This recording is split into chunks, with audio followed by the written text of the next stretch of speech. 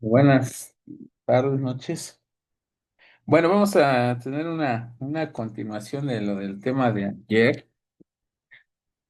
Eh, Miren, está escrito en el Pirkei Avot, capítulo Mishnah 5, 7. Ahí precisamente habla de todo todos los milagros que se efectuaban en el templo. Y les voy a citar. Dice, Pirkei Avot, Mishnah 5:7, dice esta Mishnah, dice que como la expresión evidente y concreta de la presencia divina regía la vida nacional del pueblo de Israel, tanto en lo plano físico como en lo espiritual, y de ahí se desprendía toda la providencia para todas las naciones. Dice, entonces todo lo que se concentraba tanta la espiritualidad en el templo, que de ahí emanaba para todas las naciones. Dice, 10 milagros ocurren ahí en forma constante e ininterrumpida. Número uno, dice, 10 milagros eran hechos para nuestros ancestros en el templo. Dice, número uno, ninguna mujer abortaba a causa del aroma de la carne de los sacrificios. Ese es el inciso uno. Número dos, no se pudría la carne de los sacrificios. O sea, no había refrigeración, tampoco se salaban. Dice, y la carne de los sacrificios de los animales se quedaban largo tiempo a la intemperie y aún así no se pudría. Esa es la número dos. Número tres, nunca se veía una mosca en el lugar donde los animales eran destazados. Era algo insólito, ya que las moscas siempre acuden en lugar donde hay carne fresca a la intemperie, pero ahí nunca hizo una presencia, de una mosca. Y entonces ahí, qué gran milagro, porque la presencia de una mosca representa, ¿cómo se dice mosca en hebreo? Zbu, zbu, así se dice, zbu. Y hay un ídolo que se llama Baal Zebub. Entonces implica idolatría y podredumbre. Por eso no se halló ninguna mosca. Ajá, el señor de las moscas, sí. Dice, cuatro, el Cohen Gadol, o el sumo sacerdote, no tenía una emisión seminal accidental en el día de Yom Kippur. Era una concentración tan pura, este, que los sacerdotes no pensaban en otra cosa más que sabían en el Creador. Incluso hay una Mishnah en Pirkei Avot, no, perdón, en el Talmud Tratado de Berajot, que dice, si tienes opción de ir a rezar a un templo y en tu casa, ¿a dónde rezarías? Lo pregunta el Talmud Tratado de Berajot. Dice, es importante, dice, si la persona tiene la posibilidad de rezar en el templo, dice, es muchísimo mejor. Dice, porque aquella persona que tiene la oportunidad de rezar a un templo y no lo hace, se considera un rasha, un malvado. Sigue diciendo, no, dice, no apagaban las lluvias el fuego de la pira del altar. Eh, como el fuego que estaba afuera en el patio, se prendía, pero por más que caía agua, no se apagaba. Acuérdense que les decía que en el templo se conocía como otra dimensión, no ejercía fuerza lo que sucedía en el ambiente. Dice, número que sigue, no se encontraba defecto en la ofrenda del Homer, ni en la de Sheté Alejem, o los panes sin levadura, ni en los panes de la preposición. Si alguien recuerda cuando se horneaba pan en el templo, era para Shabbat. Sacaban el pan. Y el pan, así como sabía fresco, calientito, duraba 7 días, se lo acababan, pero no, nunca se enfriaba, o sea, estaba así rico, delicioso. O sea, las cosas eran, perpetuaban, ahí la dimensión espiritual. Por eso es que cuando una persona se dedica de lleno, o sea, de lleno a la espiritualidad, muchas cosas de estas le pasan. Dice, los fieles estaban de pie, apretados, pero se prosternaban con holgura. No sé si ustedes han tenido la oportunidad de estar en Yom Kippur en una sinagoga. Hay dos momentos en la sinagoga que uno está sentado, uno se para, pero hay dos momentos en la sinagoga, lo dice el Maxor de Yom Kippur, que hay que arrodillarse, posternarse literalmente, en dos momentos. Y entonces, si las personas estaban apretadas de pie y a la hora que se posternaban, todos cabían, no había ningún problema, todos se hacían caber. Y ahorita voy a hablar un poquito de todo eso. Es otro milagro, dice, jamás se dañó, dice, el número que sigue, jamás se dañó una serpiente o un escorpión en Jerusalén. O sea, no había mordeduras de serpientes ni de escorpiones. Alguien se preguntará, ¿y eso qué quiere decir? Serpientes, cuando muerde, es una mordedura caliente que efervesce. Ya, y dicen, el rabino, Bajie, que la mordedura de serpiente se conoce como lo que es, para la gente es como la religión o como la política. O sea que en esos dos ambientes se efervece. Pero también la mordedura de escorpión no es como la de serpiente, es una mordedura fría, fría completamente. En otras palabras, ¿qué quiere decir esto? De nunca tuvo un hombre, no se, jamás se dañó una serpiente o un escorpión en Jerusalén. O en otras palabras, no había gente que se efervecía estaba muy, o sea, enojada, vaya, con mordedura de serpiente, o desanimada, la mordedura del escorpión, tampoco, no había. De hecho, incluso dicen los relatos del Talmud, que cuando una persona llegaba a las puertas del templo, a la puerta de Jerusalén, dice que ahí se le quitaba todo el desánimo y entraba cantando y a veces hasta bailando.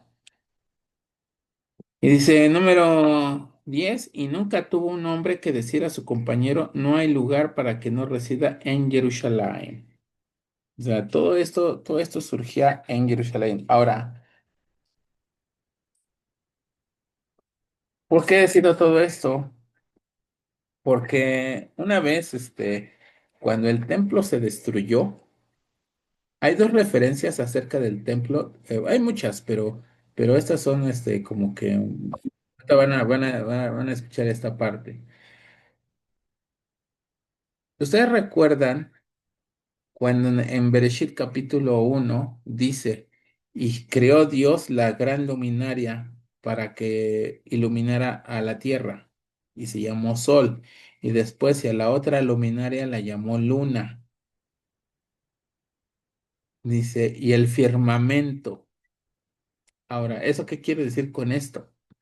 Dice, el Sol hace referencia a lo que es el primer templo. La luna hace referencia al segundo templo y el firmamento, que son las estrellas, hace referencia a todas las sinagogas. Ahora, ¿por qué digo todo esto? Porque dicen los Jajamim que cuando el templo se destruyó, ¿a dónde fue toda la espiritualidad que había en el templo de Jerusalén?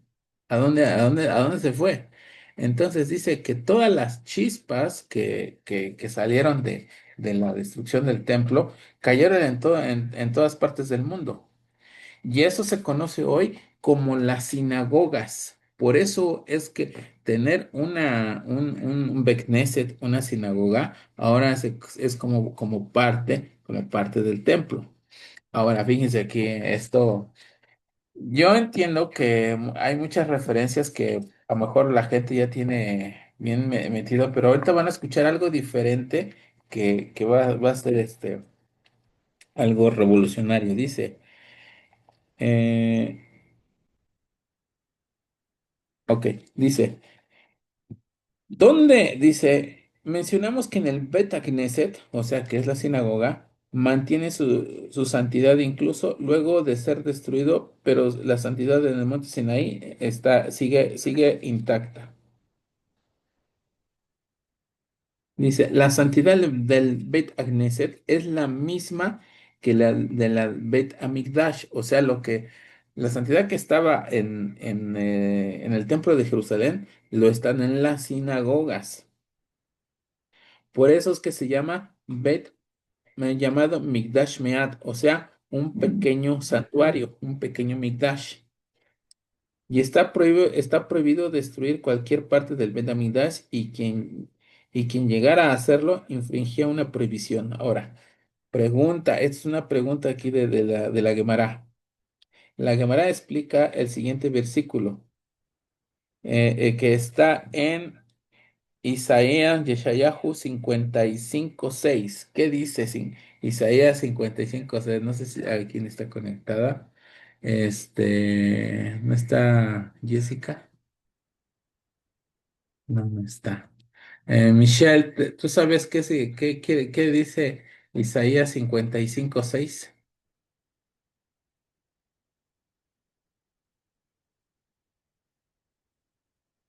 O alguien que sepa qué dice Isaías 55:6. Dice, lo van a recordar, dice, buscad a Dios mientras puede ser hallado. Dice así este versículo. Ahora, entonces, dice la Gemara, en el Talmud Yerushalayim, Tratado de Berajot 37b, dice, ¿y dónde puede ser encontrado Dios? ¿Dónde? Dice, ¿debemos buscarlo a Dios? ¿Acaso debemos buscar a Dios para encontrarlo? Sí. Responde Rabí Abaú, busquen a Dios en el Bet Agneset, o sea, en la sinagoga, y lo van a encontrar. Es por eso que ya no tenemos templo, Bet Hamikdash, pero tenemos Bet Mead, o sea, un pequeño santuario. Ahora, no solamente eso, sino que eh, incluso después de que de las chispas se regaron, también hay unas pequeñas, muy pequeñas chispas que están en la casa de cada judío. De hecho, la casa de los judíos también tiene santidad, por eso hay mezuzá. Y entonces se conoce como el lugar santísimo, la recámara de los padres. Y la mesa se conoce como el lugar de los sacrificios. Por eso es que debemos de saber mencionar todas las verajot que se deben de decir a la hora de ingerir algún alimento. Por eso, y entonces cuando nosotros tenemos todo eso bien, bien metido, vamos a tener la casa en un diferente orden y van a pasar muchas cosas. Ahora, hay que tener en cuenta que así como el templo tenía que tener tenía mucho orden, espiritualidad, nuestra casa también, las sinagogas también. Entonces, cuando algo no está en su lugar o está desubicado, entonces ahí surgen problemas. Por ejemplo, y yo sé, a lo mejor alguna vez ya me han escuchado o lo escucharon de un rabino, pero siempre en la mesa de cada casa debe de haber un debe haber sal, debe haber sal. ¿Por qué? porque la mesa era el lugar, es el lugar de los sacrificios. En el templo se conocía así como los sacrificios. Ahora, ¿qué pasa? Bueno, y aparte de que siempre que hay sal, eh, la sal no deja que lleguen, fuerzas, negativas a la casa o a la mesa. Eso también lo dice el Shulchan Aruj. Ahora, un punto más. Debemos de tener cuidado. Yo creo que todos, los que me escuchan, los que están conectados, están aquí. Tenemos libros, que tienen, Kedushá, que tienen santidad, que tienen letras en hebreo. Entonces, cuando un libro no está en el orden que debe de ser, por ejemplo, un Sidur, un Tanaj, libros de estudio. Entonces, por ejemplo, a alguien se le ocurre, dice, bueno, deja el libro en cualquier lugar, en una silla, o simplemente lo deja volteado, es el derecho, lo deja volteado, o a veces lo ponen y los ponen al revés. Entonces, eso lo que causa olvido a la persona que lo dejó y no sé, y como las letras en hebreo están al revés, tienen tiende a haber situaciones conflictivas en esa casa o en la sinagoga. Por eso es muy importante revisar que todos los libros que la gente tenga en sus casas, o en las sinagogas, que estén siempre en un orden y en derechos y no hacer mal uso de los libros, porque eso también es como no honrar el Bet Hamikdash. Bueno, entonces, y así hay muchos, conceptos que tenemos que aplicar del templo a nuestra casa, y Besrat Hashem lo vamos a ir viendo.